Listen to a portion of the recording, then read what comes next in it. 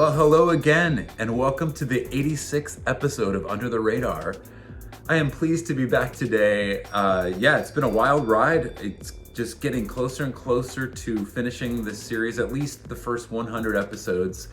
And then I will be doing something a little bit different with the series. There are a few updates I'd like to talk about that relate to the episode in the past and the present before I get into today's release. Number one, I wanted to extend my condolences and take a moment to acknowledge the people that have all been devastated by the LA fires. One, being from Chicago, I just want to show this little image on the screen. So many people have lost their homes, their businesses, their schools, etc. I even got a message on Discogs saying that certain people who live in LA will be affected possibly and not have any more of these releases in their collections, etc. Sadly, Mr. Tony Marino, who I've mentioned in the past, he was Johnny Minardi's partner at Little League Records or LLR Records and put out a bunch of releases that I've covered in the past.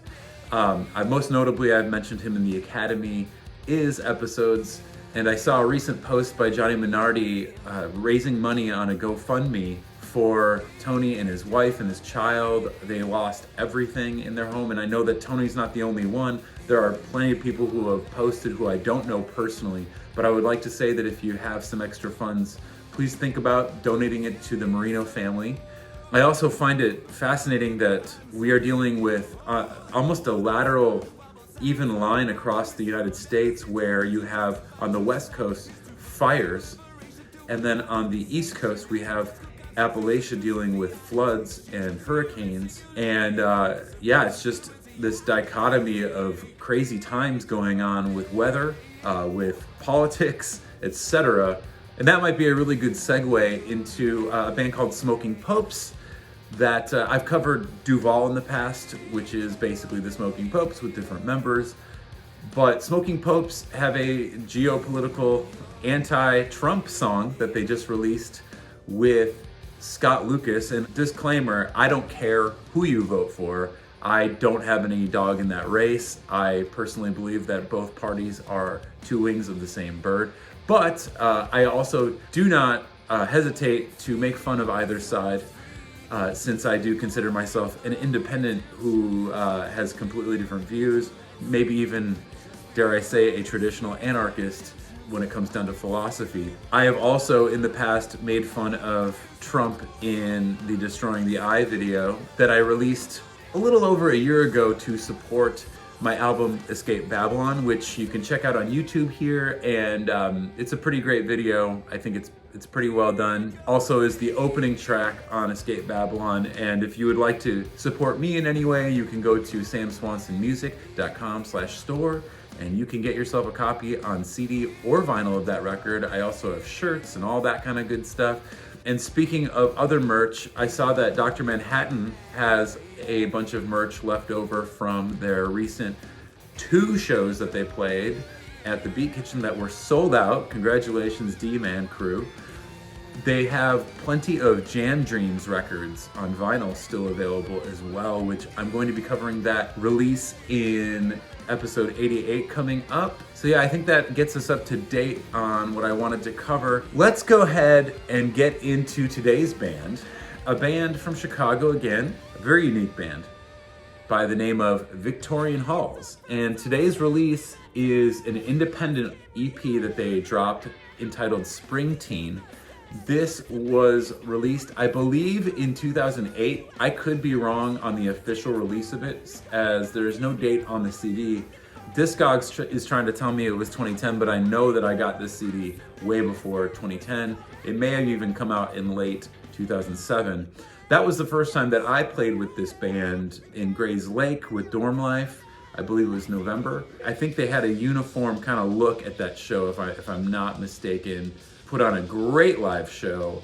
Now, as far as the style of Victorian Halls, I would describe it in the indie rock, post-hardcore, dance punk, noise pop, and garage punk genres. The singer Sean Leonard is very similar, in my opinion, to Johnny Whitney of the band The Blood Brothers. And little side tangent here, the Blood Brothers, I got to see them play live at the Fireside Bowl with Mile Marker, I think back in early 2003. Put on a remarkable show. Definitely a band you should check out, specifically their albums Crimes and Burn Piano Island Burn. That was my favorite record by them personally. And this release today sounds a lot like the Blood Brothers, mixed with maybe a little bit of Hot Hot Heat, a little bit of that dance punk vibe with the spazzy post-hardcore feel. The screams, the singing, just so reminiscent of the Blood Brothers. Like I said, I played with this band twice. I played with them also in 2008, and I think that would have been around the time that this dropped. Maybe it was a little after, I don't know. But I just remember both times really liking this band. No band from Chicago sounded like them. And so, as I was saying, this was released in 2008, I believe, maybe 2007 at the earliest. And Brian Zieske, it was self-released, not on any label, and the band recorded this EP with Brian Zieske at Gallery of Carpet, which is the same producer, engineer, and studio that the following albums were recorded at. The Hush Sounds So Sudden, The Skywriters Miles Away, and of course The Academy is their Academy EP and their original demo, the Pirate Ship demo, were all recorded at Gallery of Carpet. There are 7 songs on this EP. Let's go ahead and get into the opening track, Pop, Pop, Pop.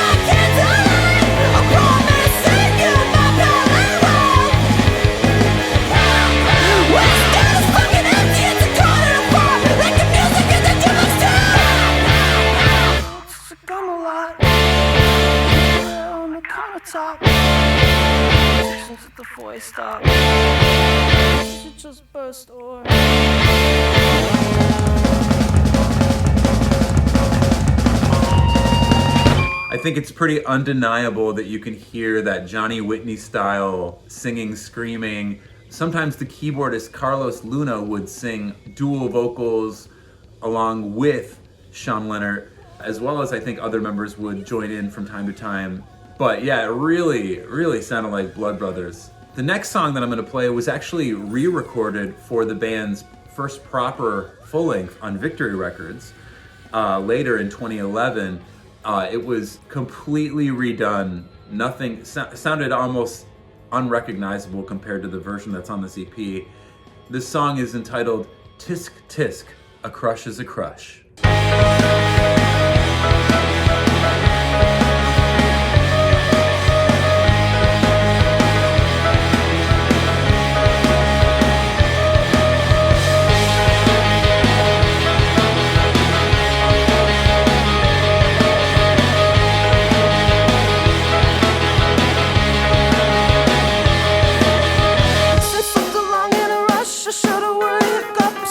Crush is a crush.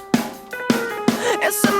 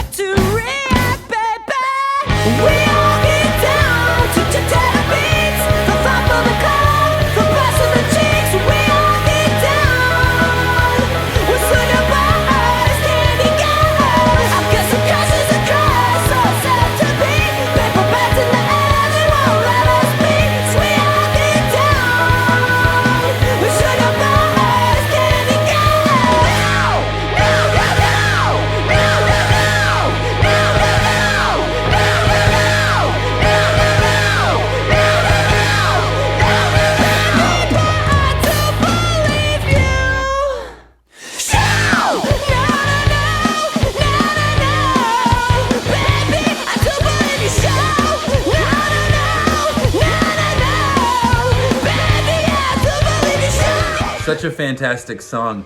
The Victory Records version on the album Charlatan, which is a great record, by the way, you should check out. They did a video for this song, and they didn't include the first part of the title. They only included the subtitle, which was "A Crush is a Crush," not "Tisk Tisk," even though he still sang it in the lyrics to the song on the choruses. But the version, I don't know which version I could say I like more. I would say that the Charlatan version of this song is a lot more palatable, a lot more poppy, less abrasive, and just the melodies, everything is almost, it's almost like a remix and rearrangement of the song. Not too similar, but the video is great and features, again, the original keyboardist Carlos Luna, fourth member of the band, who did leave shortly after the release of Charlatan during their Victory years, where they released 2 records. Now I'm only gonna play one more. Like I said, there are 7 songs on this EP. This song is entitled "Go Razorbacks Go."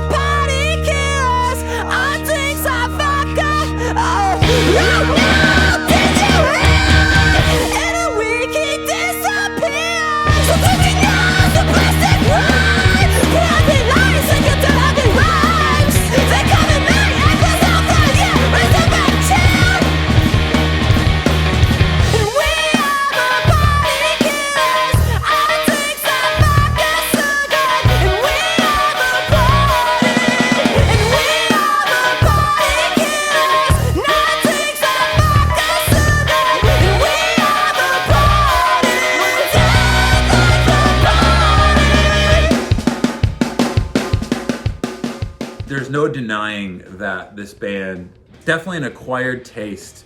Also, like I said, check out Charlatan on Victory Records, and they also did a second record on there. But I think Charlatan is their best work as a band, in my opinion.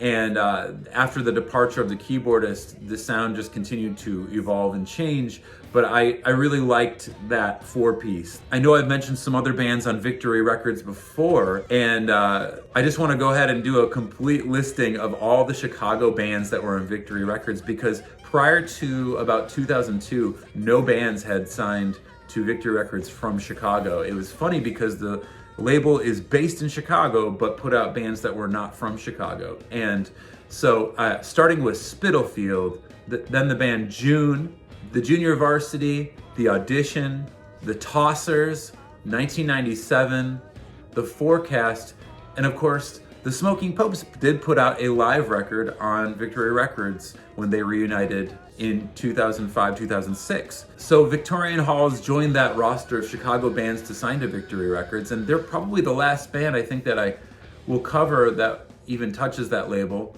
As I mentioned at the beginning of this episode, I'm going to be covering the album Jam Dreams coming up by Dr. Manhattan, and Victorian Halls got to play the record release show for Jam Dreams on CD that Cassette Tech Media released back in 2009 or 2010. And that was at the Beat Kitchen, I believe. Great record that I look forward to covering soon. And I also wanted to say, if you like what you hear and you're a fan of this band, Victorian Halls, go to their Bandcamp page, because they have another EP that's even better, sonically speaking, from the recording standpoint, that has some great songs on it, in addition to a Christmas cover of Last Christmas by George Michael / Wham. And then this EP is also available at their Bandcamp page with, I think, 3 additional tracks that are not on the CD, 2 live and 1 demo, I believe. There are some acoustic songs on here as well that I'm not playing today. But great Chicago band. I left Chicago around the time they signed to Victory Records and put out that Charlatan album, so I didn't keep tabs too much on them after they signed. But to me, a very unique band from the area, and proud to have shared the stage a couple times with them. Feel free to go on Discogs and get this disc if you are looking for a physical copy. And in other news, I am getting ready to head out to California. Thankfully, I'm not going to be in LA after all these fires. I'll be in the San Diego, Oceanside area, putting the finishing touches on the red tape. So stoked about this. A lot of plans. Also collecting seeds right now for the green tape. But I look forward to coming back and covering a couple more longer episodes with Boom Juice and Dr. Manhattan's Jam Dreams. If you feel like supporting me, go to samswansonmusic.com and pick up some physical merch, some CDs, some vinyl, anything. I appreciate it so much. And in addition to that, embraceismcoaching.com if you need any sort of emotional help or support, you're going through anything mental that you just feel like you need some coaching on. And again, I'll just plug the fact that Johnny Minardi has a GoFundMe up for Mr. Tony Marino after losing his home. Him and his child and his wife and their animals, they have to rebuild. So feel free to go to this link here on GoFundMe to support Tony Marino. And I'll be back relatively soon with some updates and fun episodes to cover. And thank you for your time.